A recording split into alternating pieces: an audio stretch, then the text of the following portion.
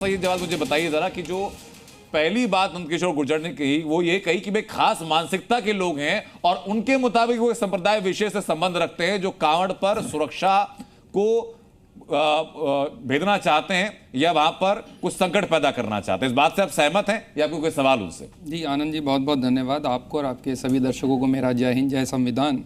बड़ा एक मशहूर शेर मुझको याद आ गया इनकी बात सुनते सुनते कि झूठों ने झूठों से कहा है सच बोलो, सरकारी ऐलान हुआ है सच बोलो, और पार्टी के अंदर झूठों की एक मंडी है, पार्टी के दरवाजे पे लिखा है सच बोलो।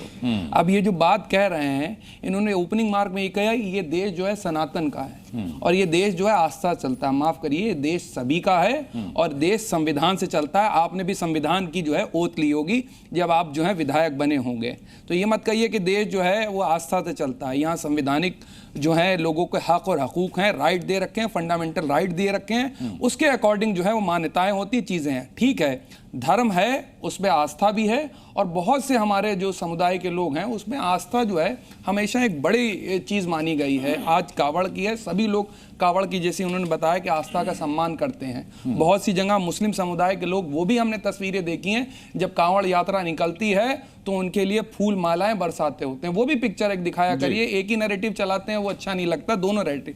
तीसरी सबसे बड़ी बात इन्होंने कही, जो लोग नाम बात किया आपने, मैंने बताया ना गल्फ कंट्रीज में जैसे ही कहते हैं बहुत सी जगह पे गल्फ कंट्रीज की बात नाम नहीं लिया, कुछ ऐसे कथित मौलाना है, नाम के मौलाना है और लोगों को बदनाम करते हैं, लोगों को भ्रमित करते हैं। वो तो ये कह रहे हैं वो हर धर्म, वो किसी देश के ऊपर नहीं गए, वो हर एक मजहब के अंदर ऐसा है। और मजहब को जो है ना किसी से खतरा नहीं, मजहब को खतरा है कट्टरवादियों से। जब कट्टरता धर्म के आधार पे आती है, चाहे जात के आधार पे आती है, चाहे पंथ के आधार पे आती है, चाहे लैंग्वेज के आधार पर होती है, समाज का और देशों का नुकसान ही करती है। उदाहरण देख लीजिए आप जाके, आपको अगर वो जो पड़ोसी मुल्क अपना बेगैरत मुल्क है वहां कट्टरता धर्म के आधार पर फैली, उसकी इकोनॉमी देख लीजिए और भारत की इकोनॉमी देख लीजिए कहां पर, या उन देशों की इकोनॉमी देख लीजिए जाकर के कि कहां पर है जहां पर धर्म के आधार पर कट्टरता बढ़ाई गई। हम व्यवसाय करते हैं और इंटरनेशनल लेवल पर पूरा भारत जो है, पूरा विश्व कनेक्ट है। उसके पहले मैं इसीलिए आऊंगा, मैं आऊंगा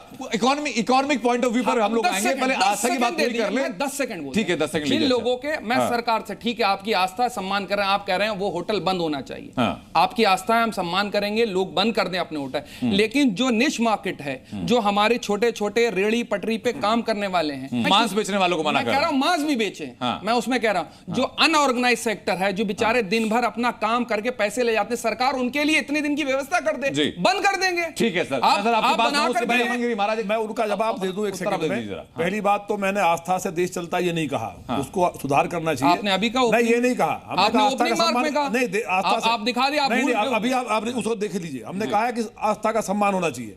आस्था से देश नहीं चलता, कहा मैंने, देश संविधान से ही चलेगा, लोकतंत्र में, राजतंत्र नहीं है, ये लोकतंत्र है। आपने कहा भारत, तो ये दूसरी बात।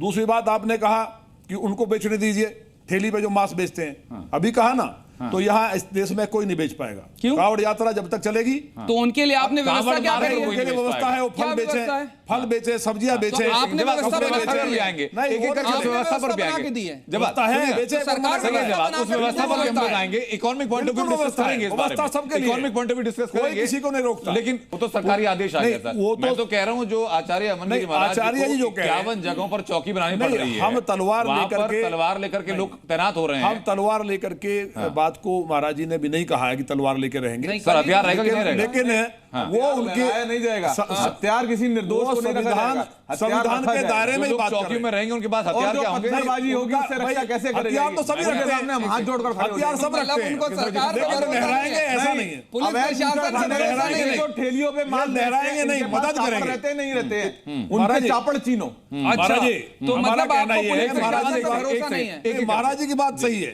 देखिए, पुलिस इतनी बड़ी व्यवस्था के लिए बिल्कुल है, और जब से बीजेपी की सरकार आई है, माने योगी जी की सरकार आई है, किसी तरह की व्यवस्था नहीं हुई, चाहे किसी धर्म जाति का त्योहार है, किसी का भी त्योहार है, एक सेकंड जवाब देखिए, कोई भी त्योहार है, कुंभ में तो कांवड़ियों पे फूल बरसाए जाते हैं और फूल बरसाने के बाद उनका पूरा सम्मान स्वागत किया जाता है। एक सेकंड सरकार चली, सर मैं आपके पास माइक लेकर के आऊंगा, अपनी बारी का प्लीज आप इंतजार। महाराज जी जो कह रहे हैं, आपसी चर्चा का महाराज जी की जो बात है वो सहयोग करने की बात कह रहे हैं, वो तो हमारे कार्यकर्ता भी जो बजरंग दल के, विश्व हिंदू परिषद के, जी जो सनातन से जुड़े हुए लोग जो भगवान भोलेनाथ के भक्त जी। हैं, वो सहयोग करते ही हैं। ठीक है सर। तो वो अगर कोई दिक्कत ना हो, आप कह रहे हैं कि अपराधी, भोले का भक्त आतंकवादी है, ना महाराज घुसे। जी ने कहा कि उनके पास मां गंगा उस टाइम पे होती है तो वो शिव का स्वरूप माना जाता है।